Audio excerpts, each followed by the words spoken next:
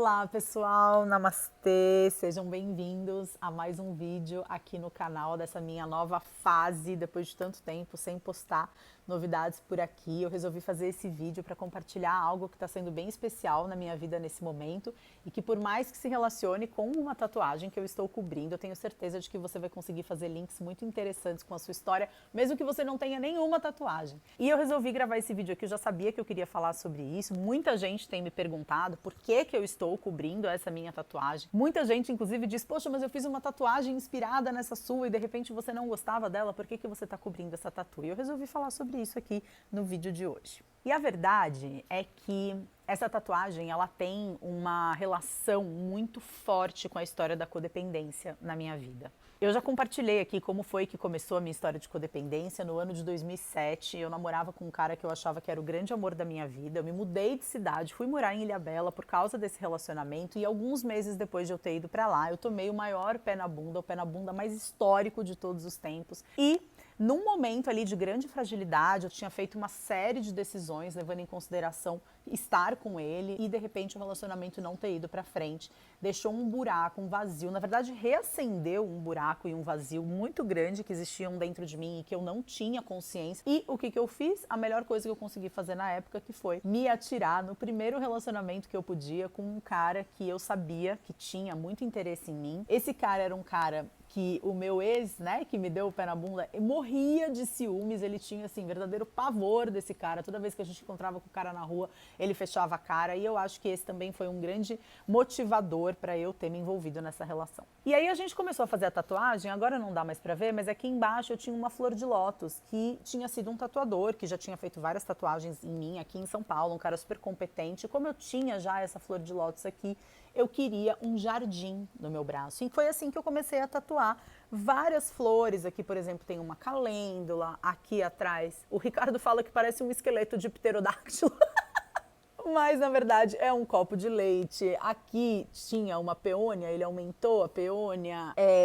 Eu queria um jardim no meu braço, porque eu queria me lembrar desse processo de desabrochar, eu queria me lembrar desse processo de revelar ao mundo, por mais irônico que seja, porque na época eu não tinha consciência nenhuma desse buraco, então eu estava revelando o quê, né? Eu não estava revelando nada que fosse muito genuíno, mas eu tinha essa vontade de ter um jardim nesse braço. E foi aí que começou o pereco-peco, porque esse cara, ele não tinha tanta expertise assim em tatuagem oriental. E para completar o pampeiro, a gente terminou o namoro enquanto ele fazia tatuagem. Então agora não dá para ver tão claramente, mas esse gancho aqui de Capitão Gancho eu acho que mostra muito bem, né, onde foi.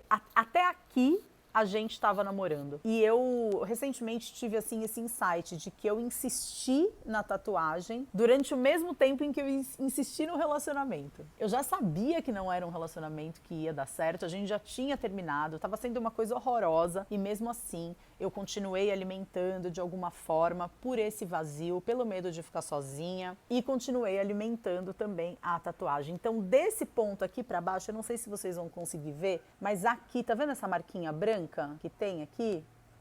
Este lugar, ele infeccionou, ele formou uma casquinha bem grossa que caiu.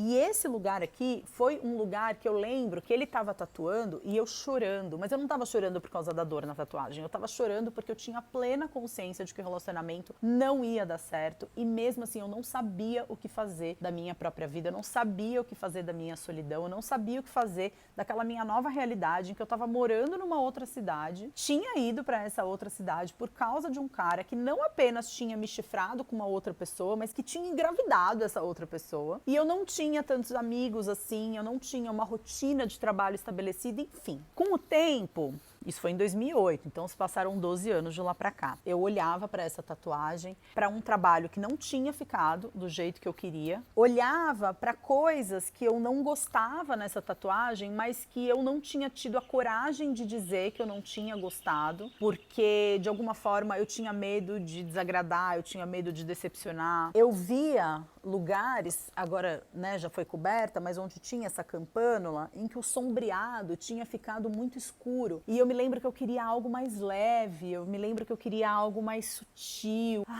que na verdade era esse que eu desejava ter na minha vida e não estava conseguindo ter. Então, durante muito tempo eu olhei para essa tatuagem, apesar de não gostar dela, eu tive muito essa postura de, foi um pedaço da sua história, é algo que aconteceu na sua vida, num esforço muito grande de integrar tudo isso, de integrar as atitudes que eu tinha tido na época, de integrar o quanto que essa situação tinha sido fundamental para que um ano depois eu entrasse num super processo de depressão, de ansiedade, com crise de ansiedade acordando 3 horas da manhã, suando frio. No meu livro Sua Melhor Versão, eu conto muito com particularidades, assim, como foi esse momento. Só que recentemente, né, com essa nova queda no padrão da ansiedade, motivado pela depressão pós-parto, eu me peguei pensando e falando assim, cara, mas por que eu preciso me esforçar para gostar de algo que eu posso mudar? Eu não posso voltar no passado e mudar a minha história, mas eu posso mudar uma dor numa arte que eu tenho no meu corpo.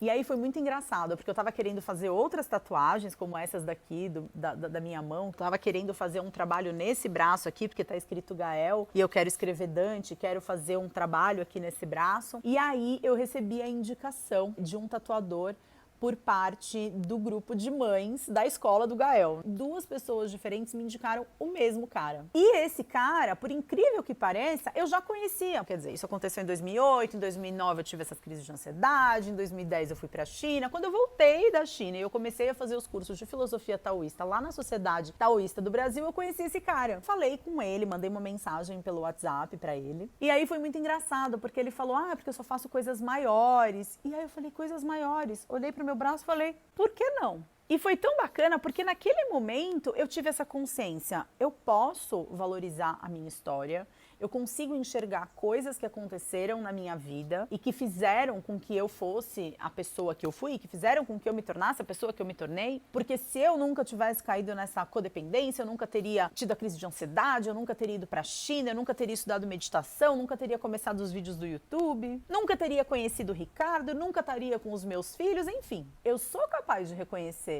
as coisas positivas que vieram desse momento, então eu não preciso mais ficar com algo que visualmente não me agrada. E na hora que eu tava no WhatsApp com ele, eu mandei uma foto da tatuagem e aí eu mostrei mais ou menos o que eu queria fazer e ele falou, olha, se você quiser que eu faça, mas eu vou te indicar a pessoa que é a pessoa que eu acho que mais tem a cara dessa tatuagem. Me indicou um cara que trabalha no estúdio dele e eu estou fazendo esse trabalho com ele.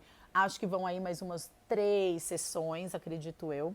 E quando o resultado estiver pronto, eu venho aqui mostrar pra vocês. Mas eu queria muito falar sobre esse processo porque eu acho que tem tantas situações na nossa vida que a gente se obriga a gostar de coisas. E a aceitação não tem nada a ver com você se obrigar a fazer alguma coisa. A aceitação não tem nada a ver com conformismo, que eu acho que é o que muita gente confunde, eu mesmo confundi durante todo esse tempo. Eu aceitar a minha história, aceitar a tatuagem e me conformar com o trabalho que eu tinha feito. Então, no processo de criar esse trabalho novo, é um trabalho de cobertura. Eu sei que ela não vai ficar exatamente igual como se eu tivesse um braço em branco para ele fazer. Mas eu sei que eu posso, mesmo no trabalho de cobertura, continuar mantendo aquilo que eu gosto, que no caso é a peônia e as sakuras, e tentar transformar aquilo que não me agrada. Os próprios respiros da tatuagem japonesa, que são muito característicos, você pode ver que tem coisa por baixo. A sakura, ele ainda vai pintar outras vezes, mas ela tem coisa por baixo. E aí não se trata de você passar um liquid paper na sua história e apagar as coisas que você viveu, mas tentar entender de que forma você pode transformar aquilo que aconteceu com você